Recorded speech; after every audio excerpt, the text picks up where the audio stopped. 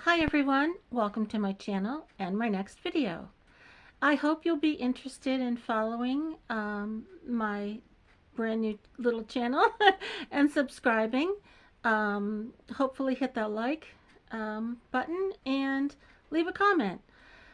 I have so many things that I'm looking forward to talking about, and I'm really excited to be doing this channel because I don't have just one particular niche, but many. And it's because I'm older. I'm 69. I've had so many life experiences, so many stories to tell you about, and hopefully inspiring ones to help you with whatever you may be dealing with in your own life. I live off grid in the northern woods in Maine. I'm here by myself. I absolutely love it. And if you're interested in hearing about this particular lifestyle and how I manage, please feel free to leave a comment, and I'd love to do videos about it.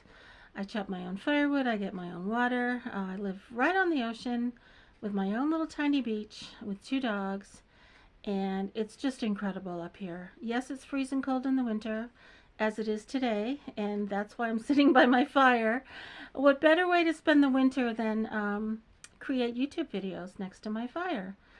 And in the summer, I'll take you out exploring, I'll take you hiking, I'll show you the beaches, the amazing views of Maine. I really look forward to doing that. But today, what I'm going to do is a little different, and I'm going to talk about um, something that happened years ago. Now, I'm calling it a supernatural experience, for lack of a better word, and I have been very sensitive to supernatural activity as far back as the age of 3, and I have very clear memories of being that old and having things happen to me, which I will also share. But today I want to talk about something that happened that's quite amazing, and I think you might call it a meaningful coincidence. And maybe you've had things like this happen to you in your life. I'd love to hear about it. And feel free to ask me. But anyway, here goes. Um, Gosh, about 20 years ago, I think I was 40 something. I lived in New Hampshire on about 12 acres, and I had 3 horses, 5 dogs, an African gray parrot, and I was struggling financially. I could really barely keep up with it. But being an independent soul, I didn't want to ask for help. I was determined to make it work, and I did that for about 10 years. And then one day, I ended up with only $10 until my next paycheck, which was going to be the following week. And now here's the thing, my animals were very spoiled, very loved, and I needed to buy a bag of grain for my horses, which cost $10. But I also didn't have food in the kitchen. And I thought, well, for $10 I could buy a loaf of bread, some peanut butter, and some soup, and I'd be fine. Well, if I bought the grain, I wouldn't have any food. And if I bought the food, I wouldn't have any grain for my horses. um, sure, I could have just given them hay. They would have been fine. But I wanted them to have what they're used to. Anyway, it was a beautiful, absolutely stunning fall afternoon with one of those incredible blue skies, and the foliage was just perfect. And so I was so restless I didn't know what to do with myself. So I took Chauncey outside with me, and I just started raking leaves. And I got a little pile, and I lit it on fire, and I was just sitting there stirring the fire, and I just started crying my eyes out, and I thought, what am I going to do? Well, I started praying, and I said, dear God, please help me. Now, I've had prayers answered before, and I'll share about those in future videos, but this one is especially amazing. So as I'm praying, here comes this man walking down the road. Now, this is a very quiet, rural country road where I had never seen anybody out walking before after living there for 10 years. So here comes this guy, and I see him in the distance, and of course Chauncey saw him. took off after him, and I thought, oh no, this poor guy's going to be terrified. Here comes a Rottweiler running for this poor man. So I ran as fast as I could up to the guy, out of breath, and I said, I'm so sorry. He's really friendly. We just don't ever see anybody out here. Well, he heaved a sigh of relief and said, thank you so much. I was afraid he was going to bite me, but you've been so nice about it. I really appreciate it. I'm just going to go back, so thank you very much.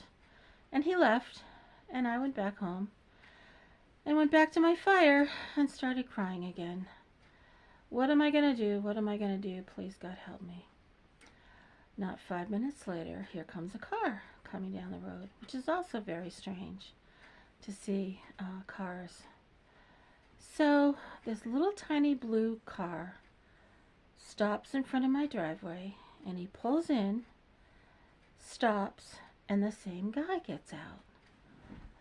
Well, he pops open the hood to his trunk, and he yells over to me, I think you might need this. So I walk over, and to my amazement, he lifts out a bag of horse grain, the same kind that I usually buy. And he laughs and he says to me, I can't believe what just happened. I was up at the end of the road looking at that old church and had decided to go for a walk, which is where I met you.